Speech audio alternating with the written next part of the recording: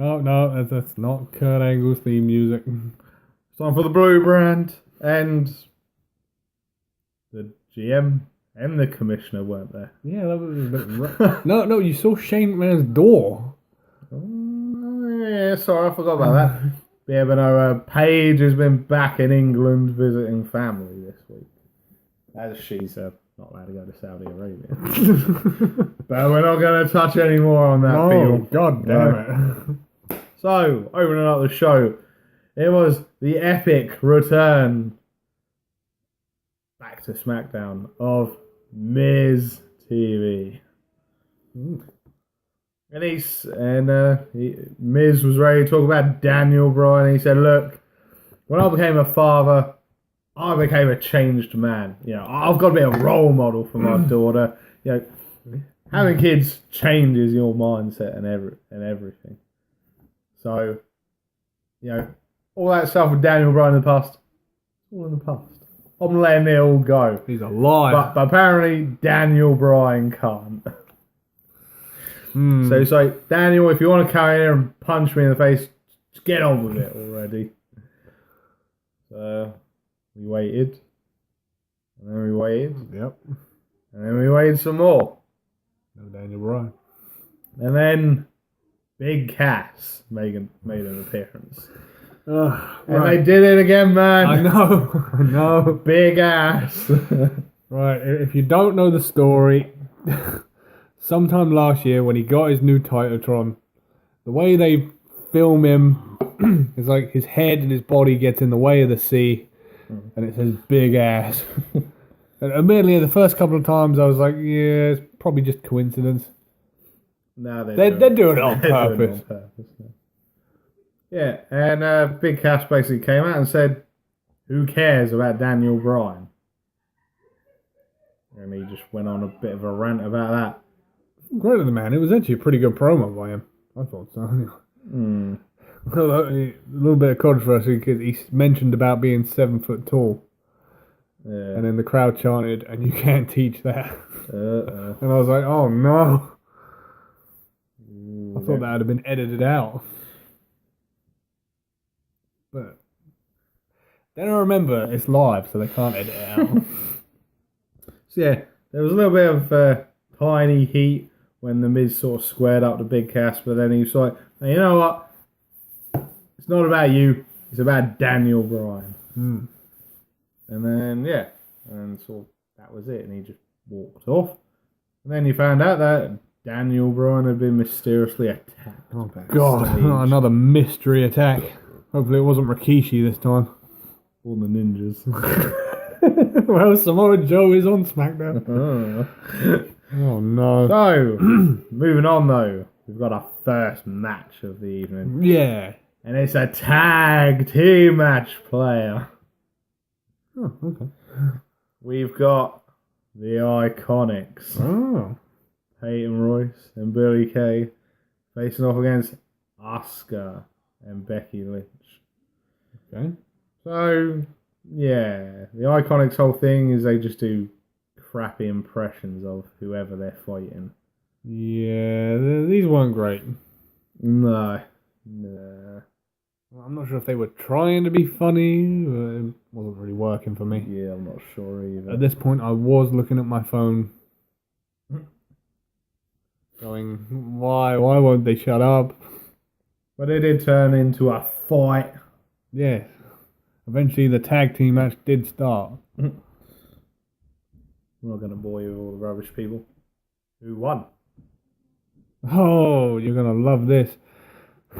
As if you hadn't seen it enough already this week. It was a roll-up. The devastating return of the devastating roll-up. No one can beat the roll-up. Maybe Roman. Yeah. Or Cena. So, yeah, it was Peyton Royce, I think. Yeah. On Becky? Well, yeah, on Becky. It wasn't on Asuka. Nobody's ready for Asuka. That's lies, man. Someone was ready for Asuka. We can't exactly forget it. It was 2 weeks ago. Yeah, so we had all that happen. Yeah. Then we had more tag teams in action. But it wasn't a tag team match. Okay. It was a singles match.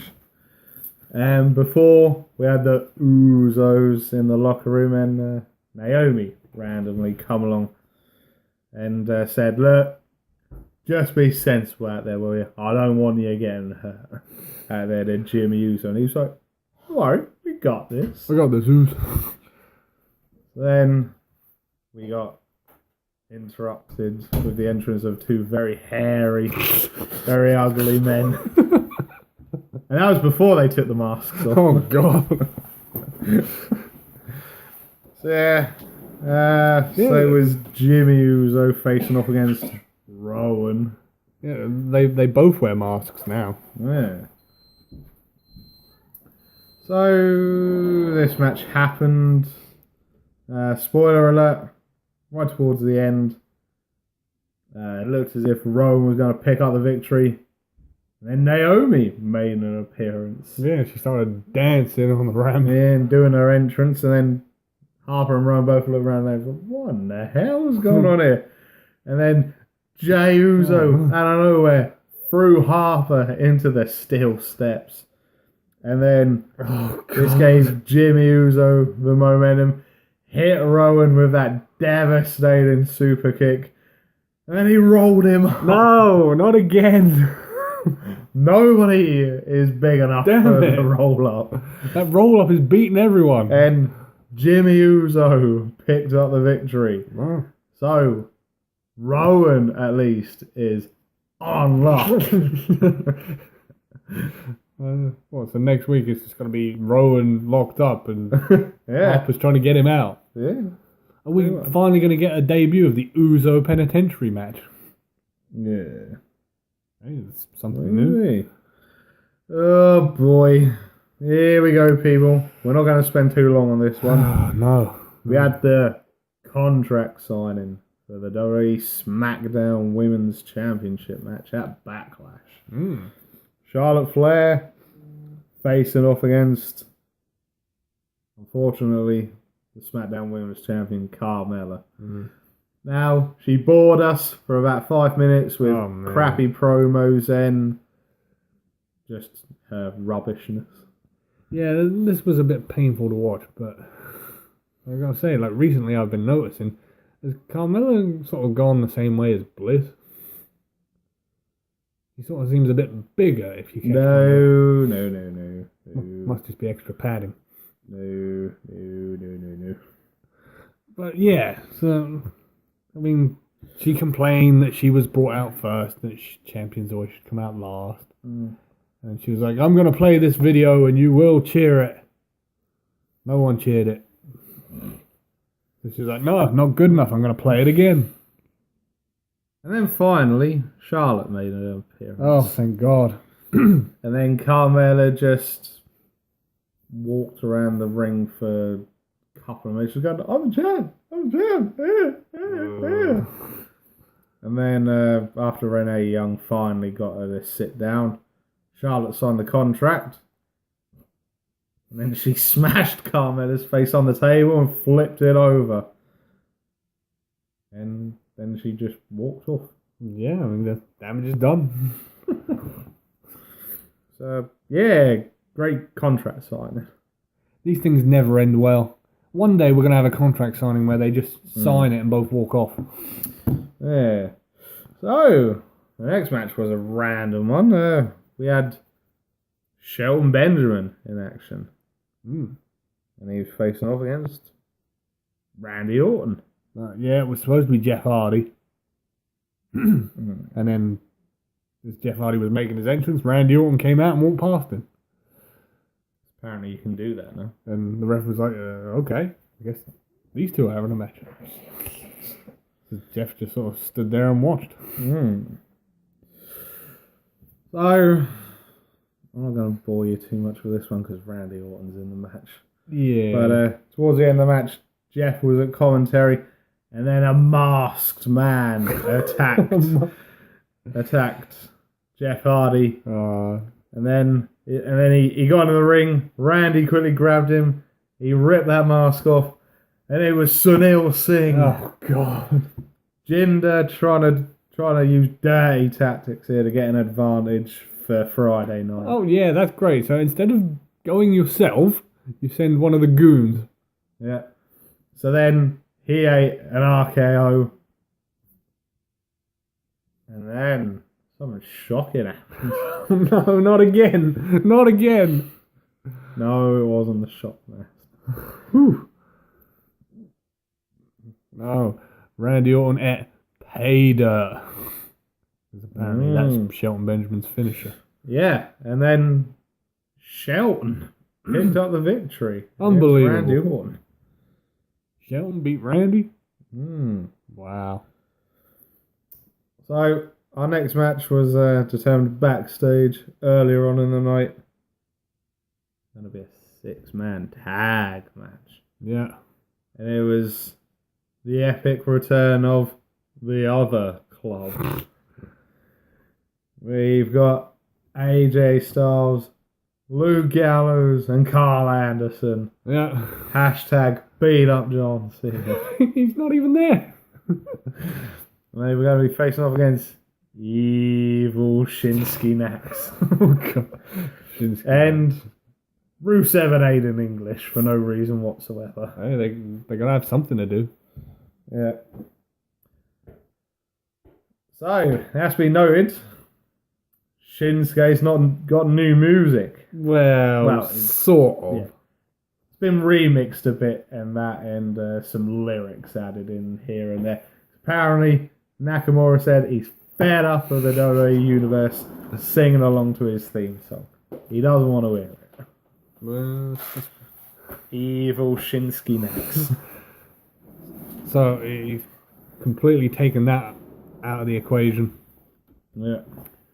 Should have shaved his head. That's the solution to everything. Get a skinhead and you're instantly evil. Yeah, well, hey, there was a time about 7 or 8 years ago where every heel turn resulted in a shaved head. Yeah. Kane did it. Shad from Crime Time did it. Gallows did it. Well, admittedly, he didn't have much to shave. So, getting to the penultimate end of the match. Anarchy in the ring. Super kicks and various other moves getting flown about. And it came down to Luke Gallows and the evil Shinsuke Nax. And poor Luke Gallows hit a Kinshasa to the back of the head.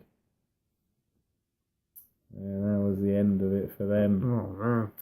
Nakamura and Aiden English and Rusev picking up the victory. But that wasn't the end of it. After the match, AJ was enraged, started putting the beat down on Nakamura. He'd had enough of his shenanigans.